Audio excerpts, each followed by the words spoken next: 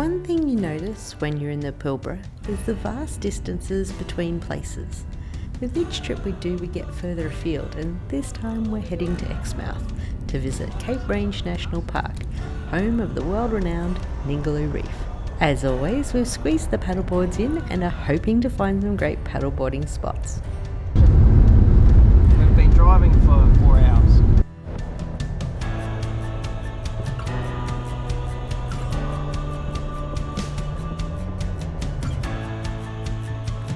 As it's still the wet season, there is a little rain about and some waterholes along the usually dry riverbeds.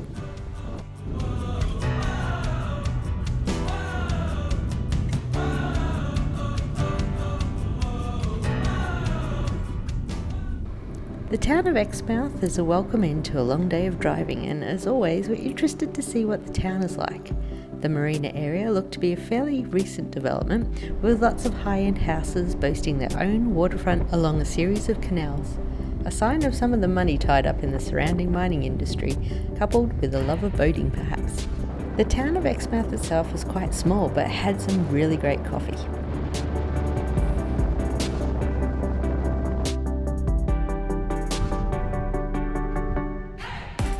What I love about the West Coast is how clear the water is, and it wasn't long before we were testing out our new snorkeling gear.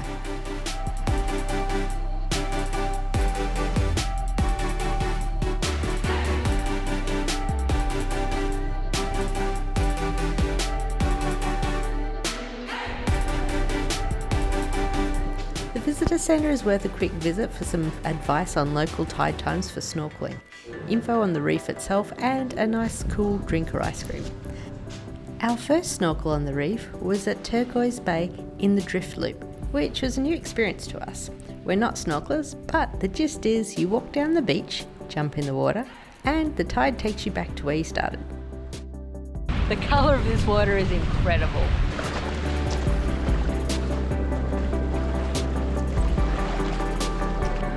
You think we should still go snorkeling? Yeah, I'm wondering about that.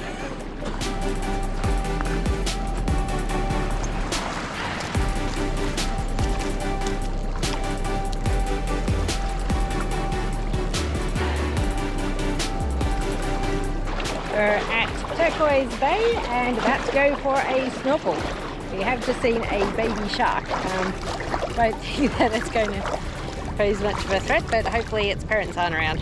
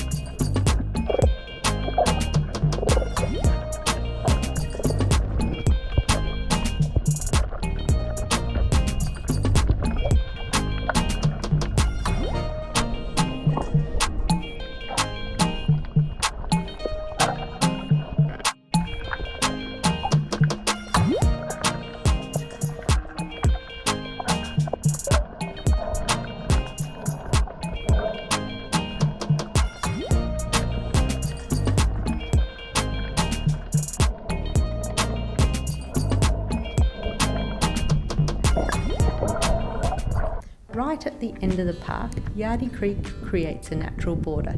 Depending on tide times and heights, you can drive across and carry on down a four-wheel drive track, which will get you to Coral Bay. But it's not a shortcut. We're at Yardie Creek, which is the very southernmost point where the road ends for normal two-wheel drive vehicles. There's a river crossing or a creek crossing, Yardie Creek, to continue on to do some four-wheel driving. And this is probably one of the best places we've been told to either kayak and or paddleboard. So we're going to go and check that out now. We're interested in checking out Yardie Creek for a paddle, so we pumped up the boards and explored the stunning red rock walls as we paddled upstream.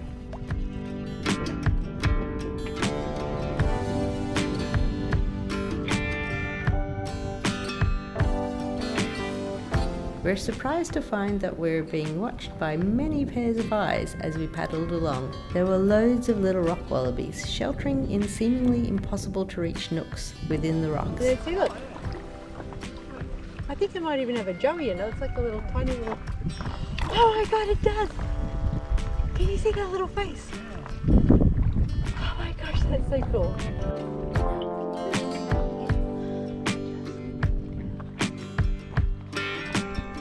It was awesome to see that they felt so safe there that they didn't seem to worry about us at all. Almost like we were an interesting diversion for them to watch.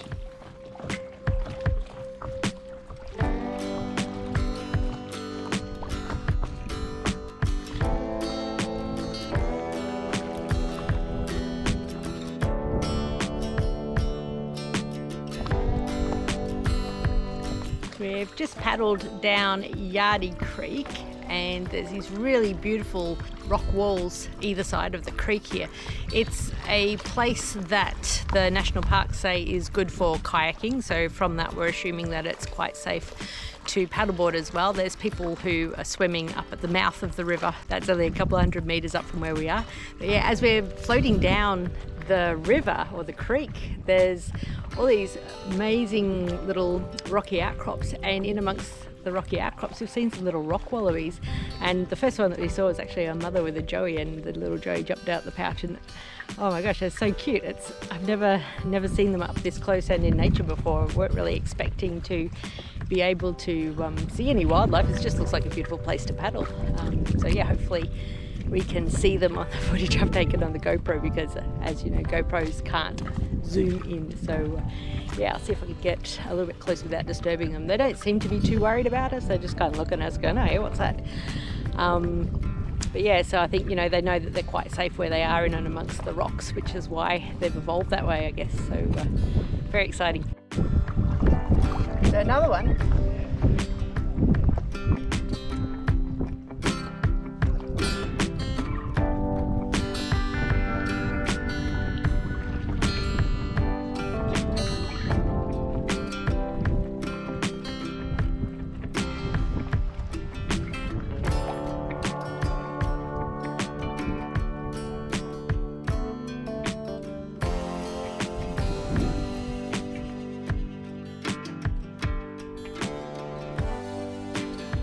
There was more paddling to be had around the corner as the creek turned north, but keeping in mind we were paddling into the wind on our return trip, we decided to head back.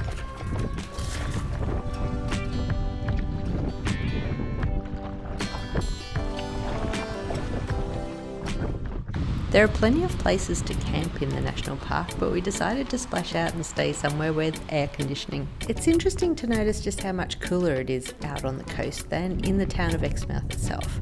One of the locals tells us that it could be up to 10 degrees cooler at times.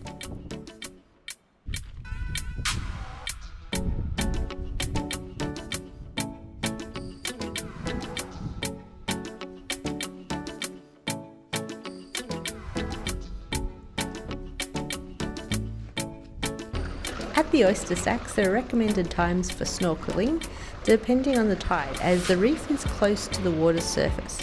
We found getting in and out of the water a bit challenging, with both the sharp rocks and the waves putting you off balance.